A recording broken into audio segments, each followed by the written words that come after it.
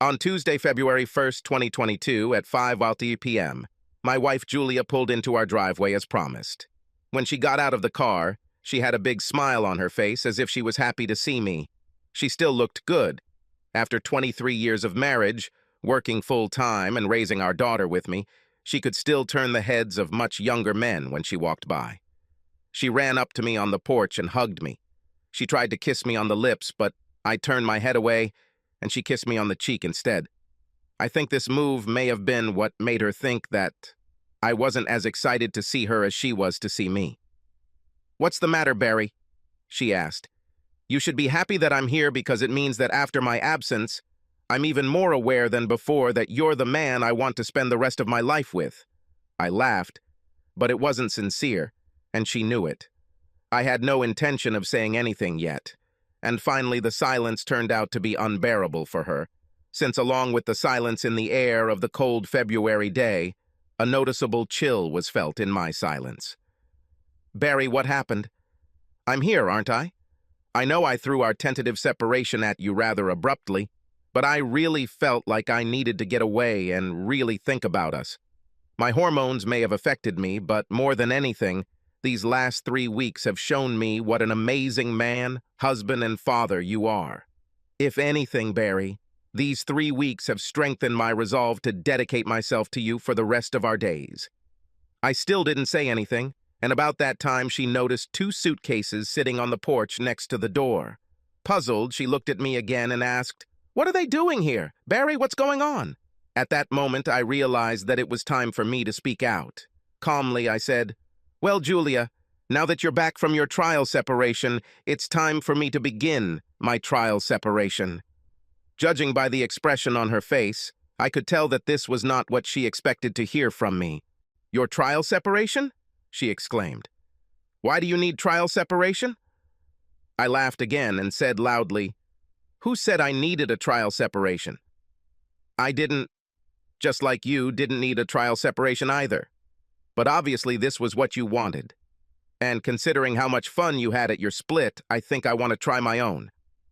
I can't tell you how much I'm looking forward to this. The beautiful blonde sales rep I met at the last conference in Atlanta during the first week you were gone seems interested in trying to sell me some more product, and I hope she will use a lot aggressive tactics to convince me. It's amazing how these corporations know how to hire salespeople who make you want to spend time with them. And there are a couple of other women in the office who think and hope that they might be of interest to me." The color drained from her face, and for a minute it seemed to me that she was about to lose consciousness.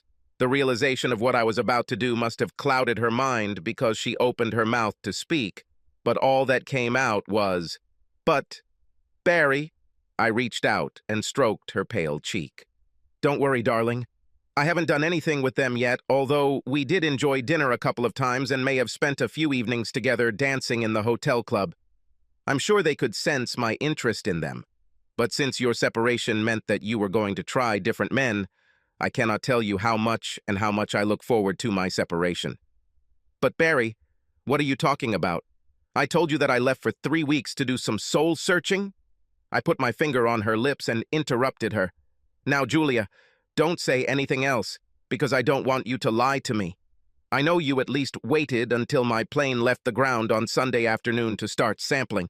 I know you spent the night in a stranger's hotel room that Sunday night, and then again the next night, and on Thursday you found another stranger to do the same.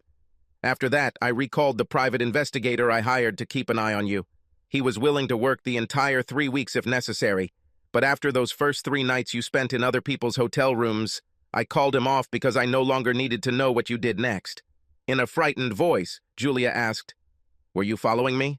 I sighed and said, "Of course I did it. Did you really think I was going to buy this story about how you were going to think about us and find yourself? I don't know why you decided you needed something or someone else, and frankly, I don't care anymore. I just know you were telling a very rotten story, and I wasn't going to rely on you to tell me the truth when you hauled your cheating ass back." It was clear that by this time the overall picture was beginning to become clearer for Julia. She couldn't deny that she had spent those 3 nights in other men's rooms, and while I had no audio or video evidence that she was cheating, I was pretty sure they weren't reading Bible verses to each other on the nightstand. She also couldn't stop me because I wasn't doing anything she hadn't already done. And although it sounded petty, at that moment I didn't care. All she could say was, "Barry, can we at least talk about this?" I shook my head. "Like you were talking to me about what you wanted to do 3 weeks ago? Your decision was made, and you simply informed me. And now my decision has also been made. Honestly, I want to thank you for suggesting a trial separation, because after the rules you came up with for yours, I can hardly wait until I'll finally be with the girl behind very interesting occupation, and I have to thank you for that." She sat down on the steps of the porch, covering her face with her hands. She started sobbing, and then it turned into sobs. But maybe she finally realized how badly she had screwed up, so there were no more words, only tears, and the pathetic figure of a sad and confused woman who knew that her husband was going to do what she did, except that he openly admitted it while she tried to hide her intentions. I picked up my suitcases and carried them to my car, placing them in the trunk. Before opening the door, I called out to her again. "Don't worry, dear. In exactly 3 weeks, I will be back, right at 17:00, just like you, and then we can talk." She looked at me and our eyes met as I smiled and said something else. "Maybe." Please like and subscribe to the channel and you will never be cheated on.